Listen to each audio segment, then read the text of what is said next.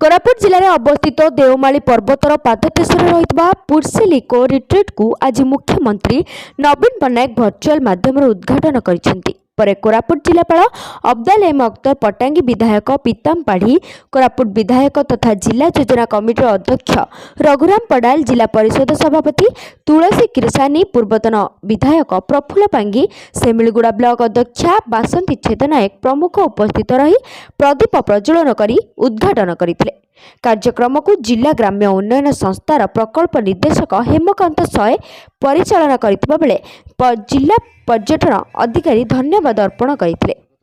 पर्यटक मानक निमंते गिल्लीमाली पर्वत रे विलासपूर्ण 27 गोटी अस्थायी तंबू निर्माण करा जायछि। पर्यटक माने देवमाली पर्वतारोहण करिबार बंदोबस्त रहिछि।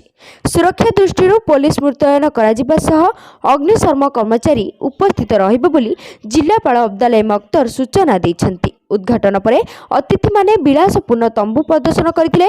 परे अतिथि माने स्थानीय कलाकार मानक सह पारंपरिक नृत्य रे शामिल होइथिले। इको रिट्रीट रो विभिन्न कार्यक्रम माध्यम रे जातीय और अंतर्जातीय पर्यटकों को आकर्षित करि परिबो बोली आशा करा जाउछि। समस्तंकु नमस्कार। I welcome you all to the Eco Retreats of Odisha, the foremost luxury camping festival of Eastern India.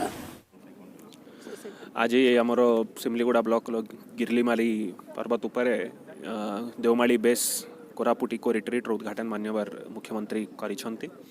ओडिशार 7टा जगार आज साइमल्टेनियसली इनॉग्रेशनटा होईछि। कोरापुट पाई गोटे गर्वर कथा। गत वर्ष एटा कोरापुट नथिला, बट एई वर्ष लोक मानकर इंटरेस्ट आउ टूरिस्ट डिमांड देखिकी कोरापुट को भी सेठी शामिल करा होईछि। सनसेट डेजर्ट कंपनी है मेरी, राजस्थान से हूँ, राजस्थान से सनसेट डेजर्ट कैंप। ये यहाँ पे हम जो इको रिट्रीट करके ये जो प्रोजेक्ट लाए, ये उड़ीसा गवर्नमेंट का काम है और ये हमको मिला है सनसेट डेजर्ट कैंप को। और इसमें हमने 27 टेंट्स का सेटअप किया है। उसके साथ में हमारा डाइनिंग हॉल भी है, रिसेप्शन भी है और अनेक प्रकार की और भी गतिविधियाँ हैं, जैसे हमारी पैरामोटरिंग, ATV बाइक्स, आर्चरी। तो हम अनेक प्रकार की टूरिस्ट को गतिविधियाँ भी देंगे। इसके अलावा हमारा देवमाली साइट सीन रहेगा, कॉफ़ी प्लांटेशन का साइट सीन रहेगा और यहाँ का लोकल जो कल्चरल है, यहाँ जो टूरिस्ट आएंगे उनको कल्चरल को लेके हम डेली इवनिंग में कल्चरल प्रोग्राम। मु बहुत खुशी, आम लोक भी बहुत खुशी। माननीय मुख्यमंत्री को बहुत बहुत धन्यवाद एवं कृतज्ञता जे ओडिशार 7 गोटी इको रिट्रीट मध्य आमर पुटिसुलर अन्यतम एवं यह द्वारा आम कोरापुट जिले में जेते सबू पर्यटन स्थली अच्छी से गुड़ा को एक्सपोजर मिलिबो। कोरापुट पवित्र मोहन सेठी रिपोर्ट साबुबर्ग खबर।